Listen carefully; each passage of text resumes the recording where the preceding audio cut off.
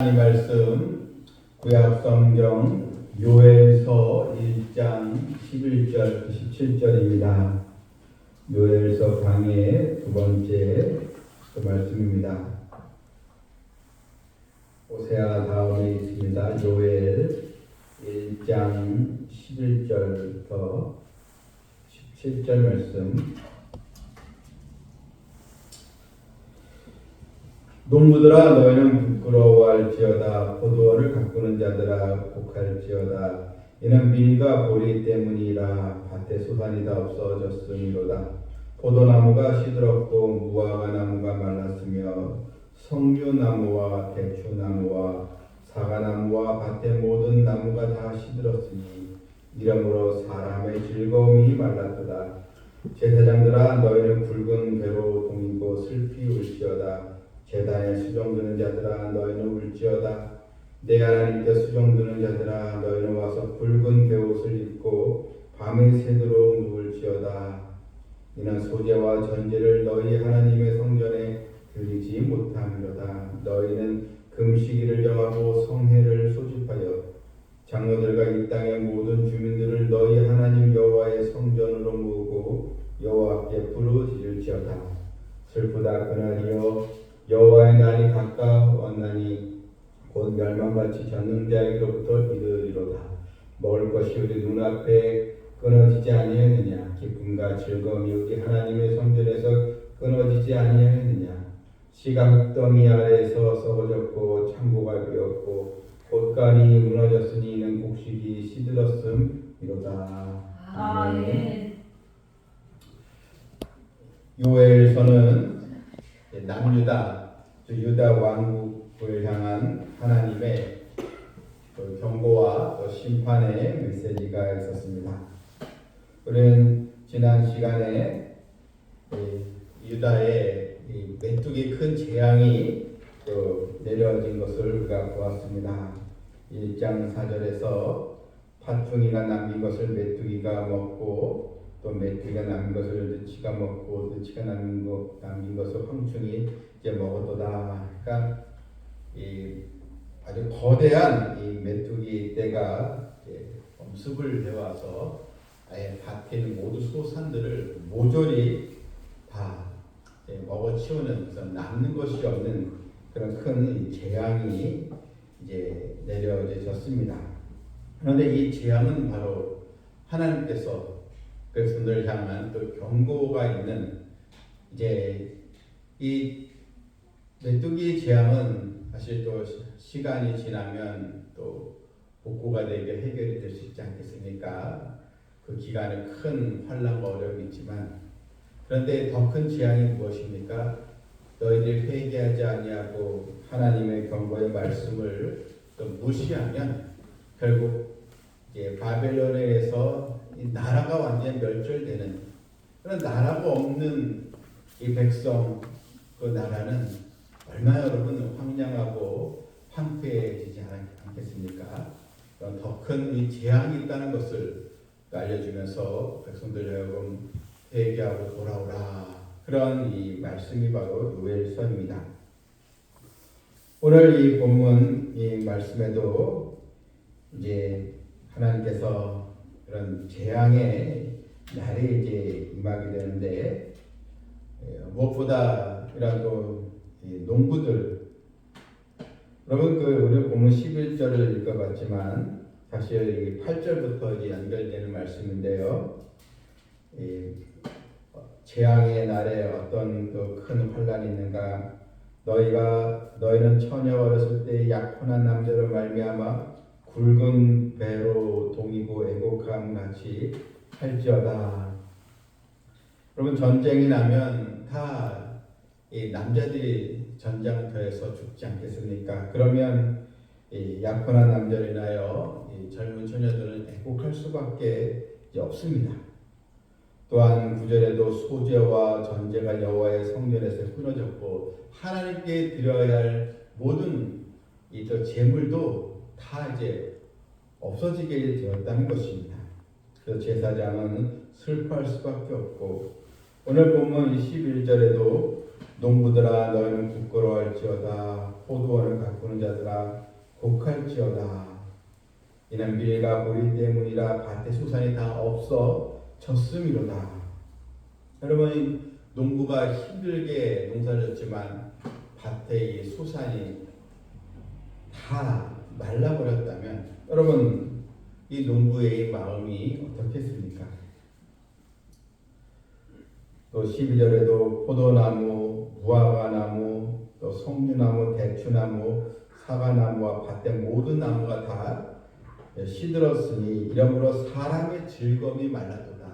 여러분, 그 12절 마지막 절에 사람의 즐거움이, 얘는 즐거움이 말랐다는 것은 소망이 하나도 없게 되었다는 것입니다. 즐거움이 말라버렸습니다. 어디에도 이 기대할 만한 것이 하나도 이제 없게 되었다는 것. 이런 재앙이 있는데 왜 아직도 너희는 회개하지 않고 돌아오지 않느냐. 이런 또 하나님의 이 말씀입니다. 근데 여러분, 더 큰 영적인 고통이 있습니다. 이 사람의 즐거움이 이제 말랐다.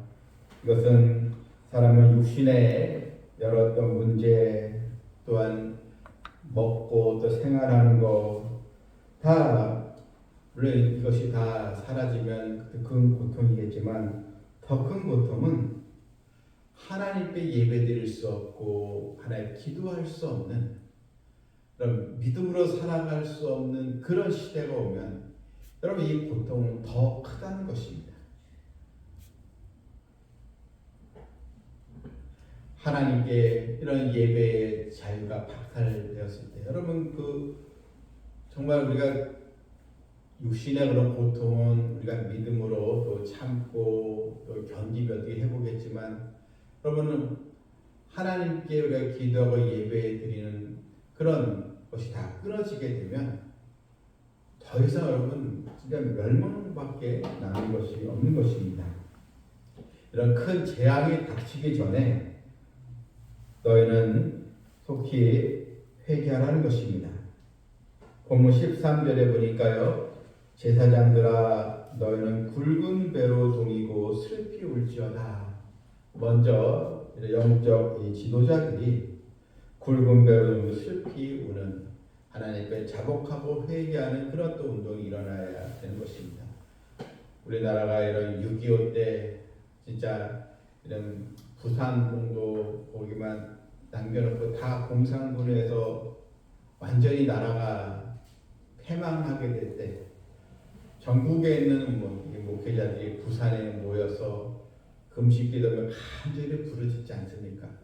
또한 모든 장로들, 성도들 다 모아서 간절히 이 나라를 공산 치하에서 지켜달라고 여러분 기도했을 때 하나님께서 역사해 주셔서 메가더 장군의 인천 상륙작전이 성공하면서 서울에 수복되면서 여러분 이 북한 공산군을 결국 물러나게 하지 않았습니까? 결국 우리나라가 이런 자유의 땅이 이제 되었는데, 여러분 나라가 힘들고 어려울 때, 또한 우리 개인적으로 위기와 어려움이 찾아왔을 때, 또한 물질적인 어려움이 또 왔을 때 우리가 할 수 있는 건 하나님께 매달리고 하나님께 간절히 또 기도하면서 나 자신의 그런 숨겨진 죄악들을 하나님께 회개하고 하나님과 관계를 회복하는 것이 모든 문제가 해결되는 그런 출발이 바로 되는 것입니다.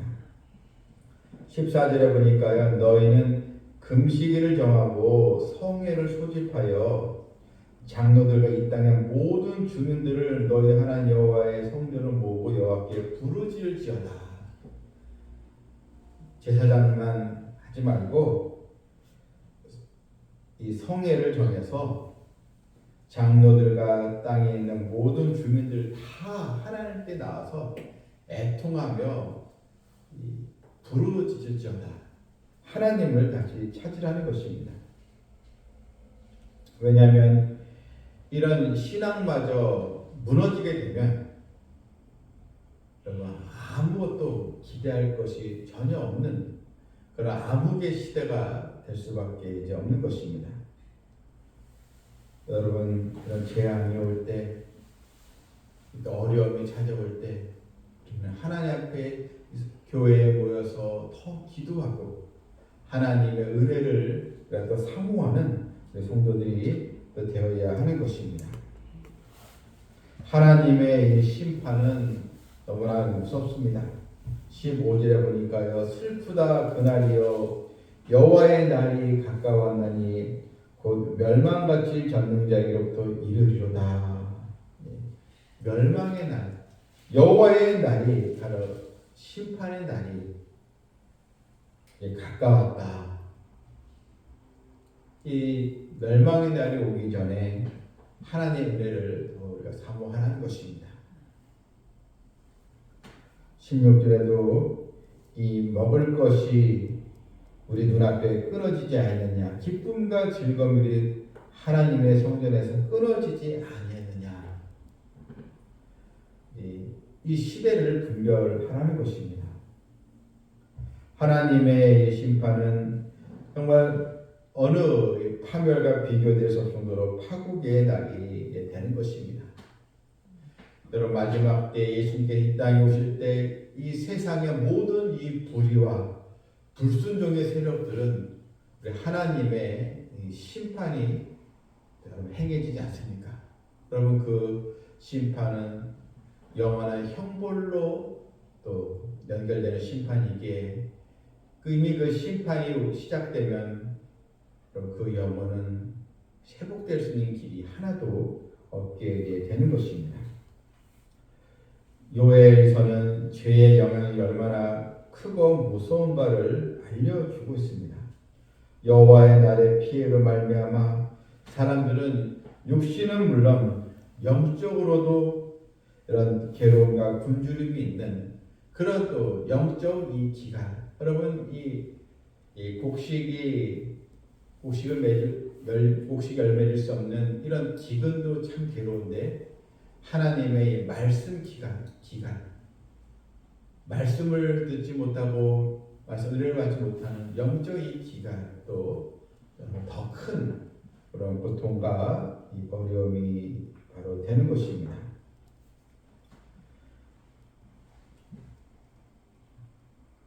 모든 기쁨과 즐거움이 다 끊어지지 않겠느냐. 여러분, 먹을 것도 끊어졌는데요. 그런데 기쁨과 즐거움이 우리 하나님의 성전에서 끊어지지 않겠느냐. 유다가 바벨론에서 완전히 무너지고 성전이 다 무너지고 더 이상 예배 드릴 수 없고 오히려 그 성전이 우상 제단으로 바뀌어버리니 얼마나 여러분 그때 이 성도들 그 제사장과 백성들이 한탄해도 이미 끝난 것이지 않겠습니까? 또한 17절에도 씨가 흙덩이 아래에서 썩어졌고 이 씨를 뿌렸는데 씨가 나지도 못하고 흙덩이 아래에서 썩어졌으니 어떻게 여러분 열매를 거둘 수가 있겠습니까? 창고가 비었고 옷간이 무너졌으니 이는 곡식이 시들었음이로다. 다 모든 게 다 황량한 상태로 되고 이제 많은 것. 전쟁이 나고 나라가 망하면 이런 큰 혼란을 이제 겪게 이제 되는 것입니다. 그래 너희는 속히 하나님께 부르짖고 나아오라는 것입니다. 여러분, 우리는 이 말씀 통해서 하나님을 어떻게 바라봐야 되겠습니까? 문제와 이 위기를 우리가 만나게 됐을 때 우리는 어떤 또 자세로 이 위기를 또 헤쳐나가야 하겠습니까? 어떤 문제든지 어떤 위기든지 결국 해결해 주실 분은 하나님 한 분밖에 바로 없는 것입니다. 또한 기도 외에는 방법이 바로 없는 것입니다. 회개하고 돌이키는 것 외에는 다른 길이 없다는 것을 성경은 누누이 우리에게 알려주고 있습니다. 이 말씀은 그냥 유대인들에게만 적용되는 말씀이 결코 아닙니다. 하나님의 모든 이 백성 자녀들에게 그대로 적용이 되고 선포되는 이 말씀입니다. 19절에 보니까요. 여호와여 내가 주께 부르짖으오니 기도합니다. 통곡하며 부르짖으오니 하나님께 간구하고 있습니다. 하나님의 자녀가 말씀과 또 기도와 예배를 잃어버리게 되면 우리가 누리고 있는 모든 것이 다 없어지고 다 비워지고 마는 것입니다. 하나님과의 관계가 무너지고 하나님의 은총에 우리가 배반으로 나가면 인생의 모든 창고는 다 없어지고 비워지게 되는 것입니다. 사람들은 잠시 죄악을 누리면서 하나님의 은혜를 알지 못하고 자신이 노력해서 또 좋은 수단을 발휘해서 또 물질을 많이 또 채우고 또 아주 떵떵거리면서 살아갈 수도 있겠지만 그건 잠시 잠깐이고 그런 것들은 다 안개처럼 금방 사라지는 것들이고 하나님의 심판이 행해지면 한순간에 다 없어지고 날아가는 것들이 바로 되는 것입니다. 우리는 그런 하나님의 심판이 행하기 전에 하나님 앞에 늘 깨어있는 그 의인의 간구, 믿음의 기도로 나가야 합니다. 템플이라는 그 목사님이 있는데 캠브리지 영국의 캠브리지 대학에서 이제 초빙을 받아서 설교를 하게 되었습니다. 근데 이 목사님은 그 대학의 많은 교수들 또 박사들 석학들이 많이 모여 있는 그런 예배의 그 채플 강당에서 무슨 설교를 해야 될 것인가, 어떤 말씀을 전해야 될 것인가 기도하면서 고민하다가 하나님께 기도하면 하나님의 응답이 있다. 그래서 기도를 응답하시는 하나님 이런 제목으로 설교를 했습니다. 그런데 말씀이 마쳐진 다음에 한 대학원생이 이제 박사과정을 받는 대학원생이 이 목사님에게 볼멘소리 이런 얘기를 했습니다. 참 기대를 하고 내가 예배에 참석했는데 목사님 지금이 어느 시대인데 기도하면 하나님 응답해 주신다. 왜 이런 설교를 합니까? 기도가 응답되는 것은 어떻게 보면은 우연일 수 있습니다. 이렇게 이제 얘기를 했습니다. 우연의 일치라는 말도 있지 않습니까? 기도는 응답되는 게 아니고 우연히 또 일어나기도 합니다. 이렇게 이제 얘기를 했습니다. 그랬더니 이 목사님이 이 청년의 말을 이제 듣고 대답하기를 자네 말도 물론 듣기에는 일리가 있어 보이는데 그런데 자네는 응답이 우연으로 올 수 있다고 보는데 그런데 그렇게 생각한다면 일단 하나님 앞에 기도부터 먼저 해보게. 자네가 우연인 것처럼 여기는 것이지만 기도하면 그 우연이 반드시 열매로 거둬지게 되네. 그 우연이 결국은 하나님의 응답이었던 것을 깨닫게 되는 거네. 그냥 기도하지 않고 어떻게 되겠지 하면서 하지 말고 하나님 앞에 그 문제를 꼭 기도하면 기도할수록 그것이 우연이 아니고 하나님께서 들어줄 거라는 것을 반드시 깨닫게 된다. 그러면서 기도하면 하나님의 응답은 반드시 찾아온다. 이렇게 얘기를 해 주었다는 것입니다.